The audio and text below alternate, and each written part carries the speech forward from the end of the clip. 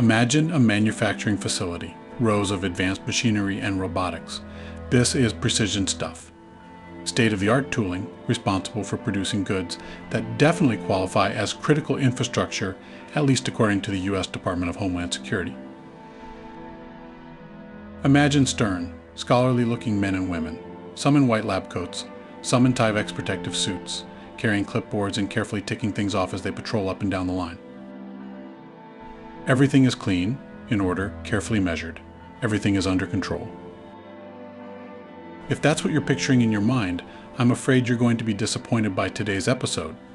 In fact, you might want to imagine that you're the one wearing that Tyvek suit, because things are about to get dirty. Yeah, that kind of dirty. If you find it hard to imagine how a story about OT cybersecurity could possibly involve sex, stick around. Pun intended.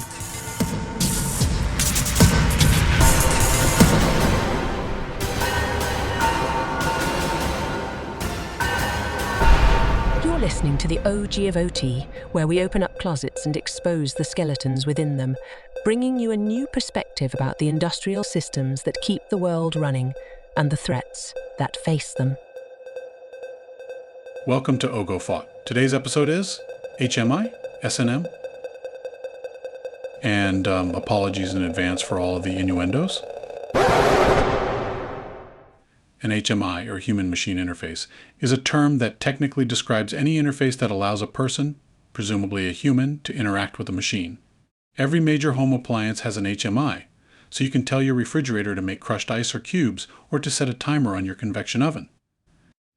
In the land of industrial automation and control systems, HMI refer to an interface that allows a person to interact with a machine.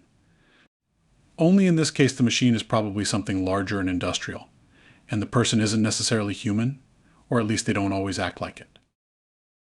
In this episode, we're going to talk to two guests who I personally know are decent and intelligent people, even though one of them is also despicable and gross.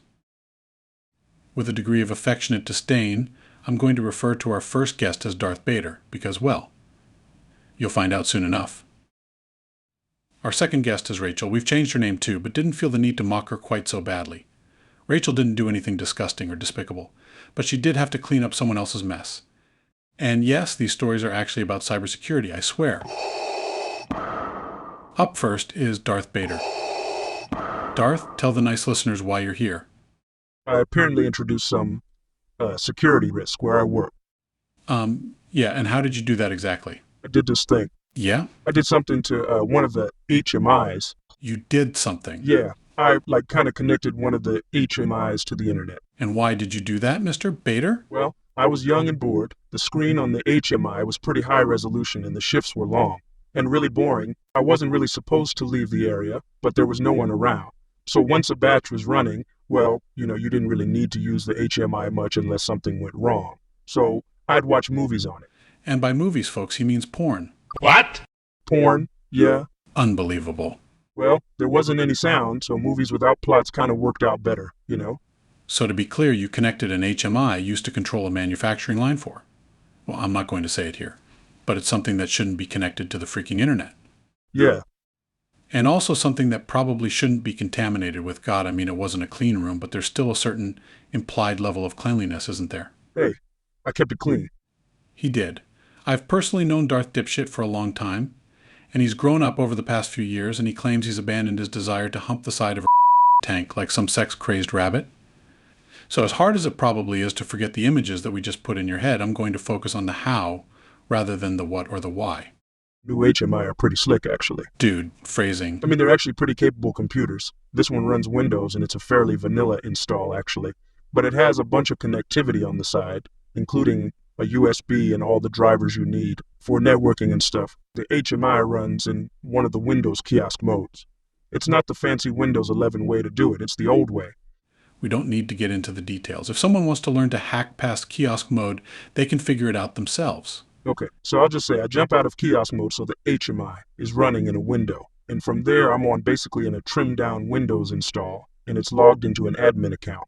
That doesn't really matter though, because everything I need is already enabled. So I just tether my phone to a USB port, open a browser, and bam, Netflix, Pornhub, whatever I want to watch. I just keep it in a window so I can keep one eye on the HMI.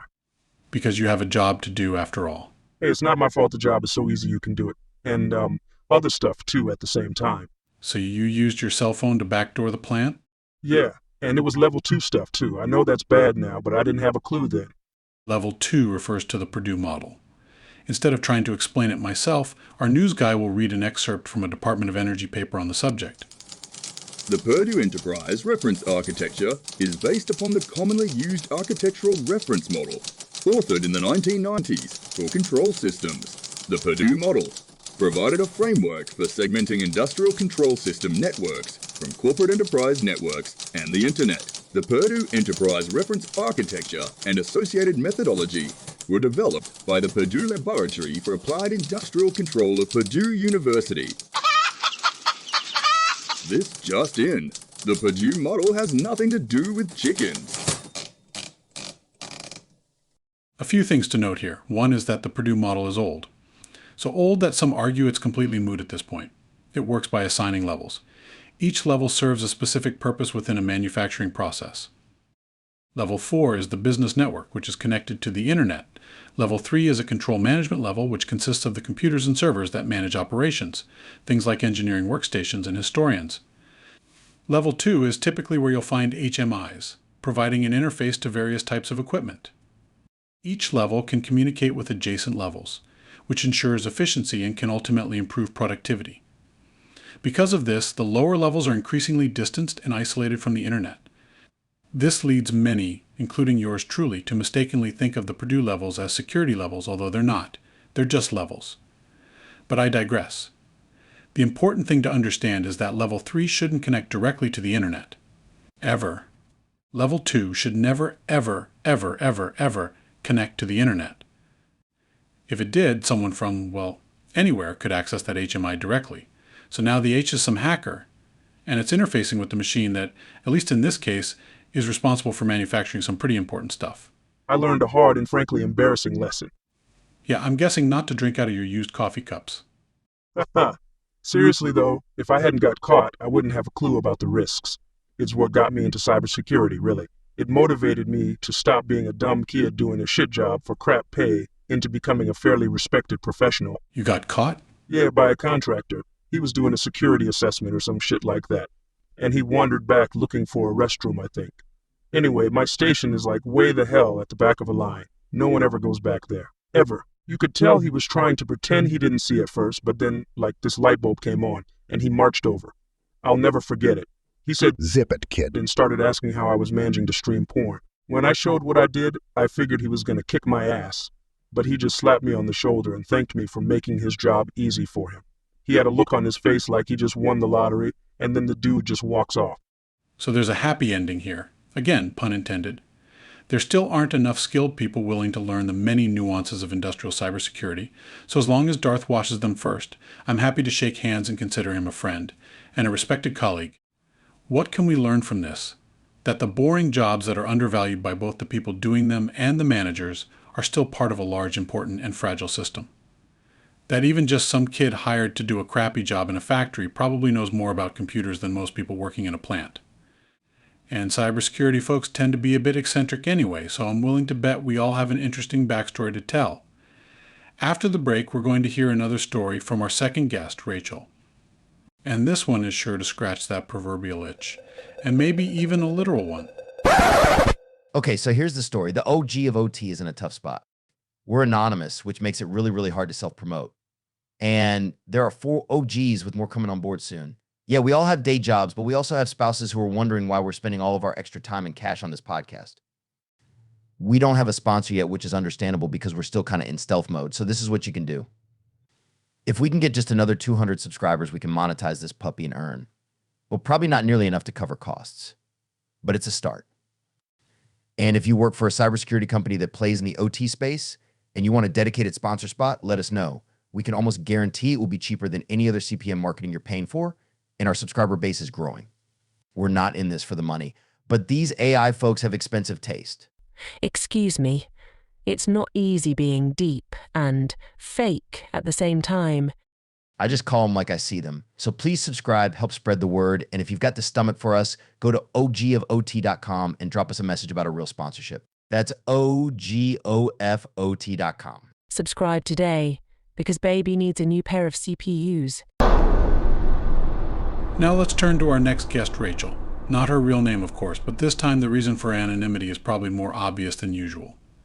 And this story, while also a bit gross, teaches us a great lesson about how incident response can be tricky in OT. Tell us how it all started. At first, we thought it was just a bug in the system somehow. Some faulty logic, or maybe a sticky motor or something. Not sticky like the controls from our last guest.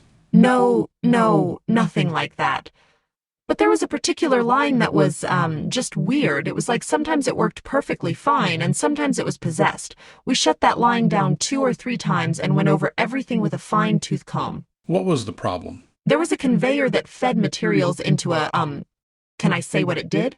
Probably best not to. Let's just say that it was a continuous manufacturing process, and the materials were ingredients that fed into that process. Right? And it's critical that it gets fed in specific amounts and at specific times. So that conveyor was calibrated. But sometimes out of the blue, it would slow down for just a minute, maybe speed up a bit. It would fluctuate enough that it would wreck the whole batch, and then everything would be fine for another hour, and then it might repeat again, or maybe not. And then it would be fine for days at a time. And it wasn't a faulty motor. Can I assume it was? A hacker? That's exactly where we went, too. We were like, it's impacting quality, and it seemed so random. And we'd checked literally everything. Did they find anything? So we had one guy who was in charge of security stuff in the factory, but he couldn't figure anything out. So he called in IT. They took the network down, went machine to machine, and scanned every PC in the place. The result? No malware, no virus, nothing. So they did a full audit, recording every asset they could find. Anything that used power. They logged serial numbers and versions and stuff. They thought maybe there was a known issue or a vulnerability or something, but nope. Well, there were some things that needed to be updated, and we did those updates, but it didn't stop the problem. We were convinced it must be something big, like nation-state big. It makes some sense to jump to that conclusion. Something is wrong. It isn't mechanical. It isn't the programming logic. There's no obvious malware. So what's left? Something extra sneaky must be going on. We couldn't think of anything else, but we figured, before going to management with a claim like that, we should be sure.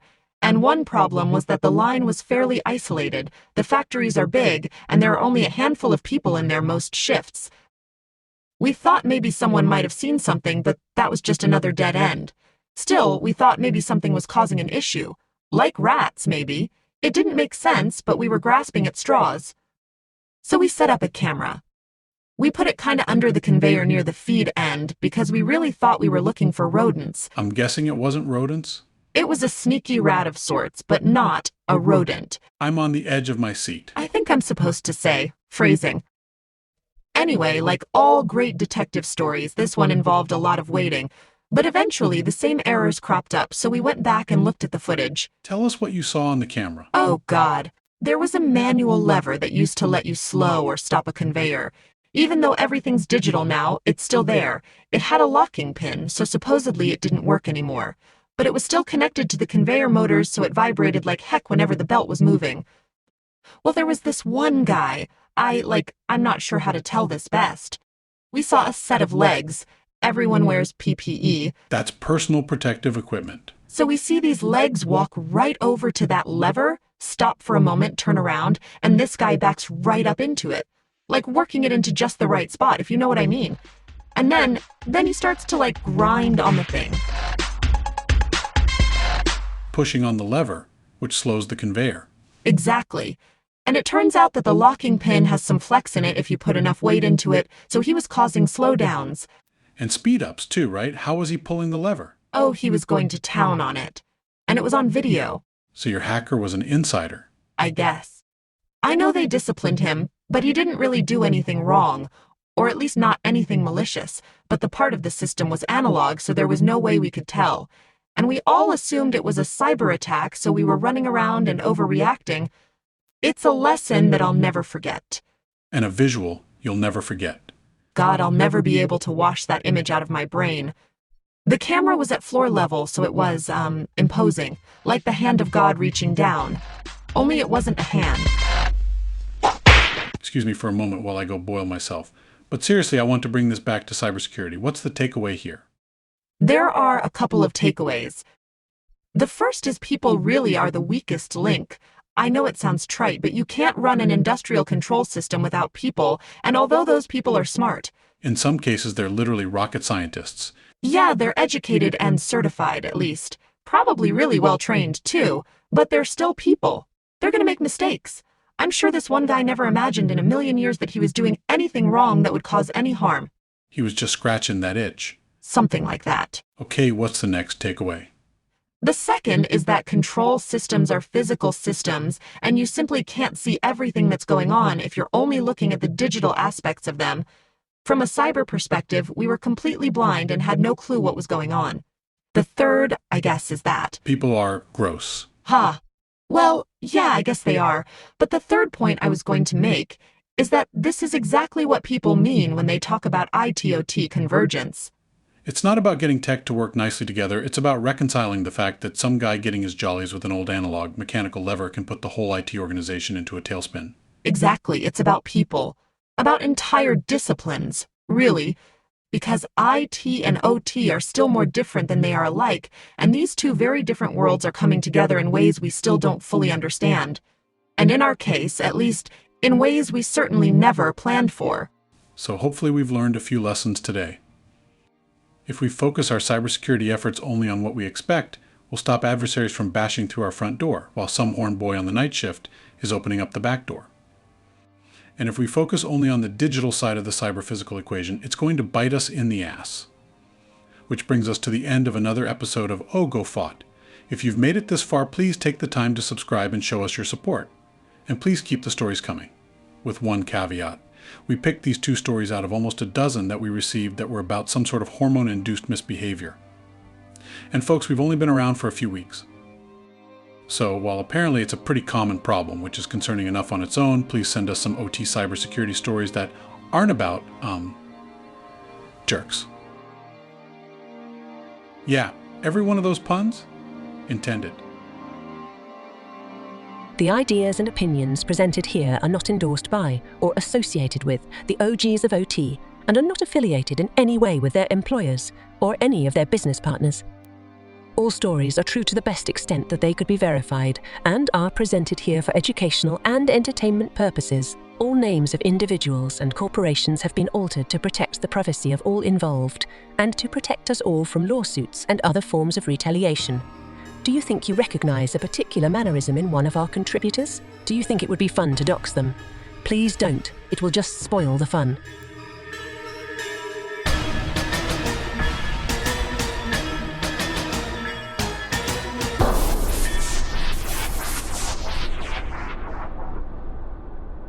Do you have a story to share? Go to the ogofot.com. All contributions are 100% confidential, and our privacy policies would make the EFF proud. You've been listening to the OG of OT,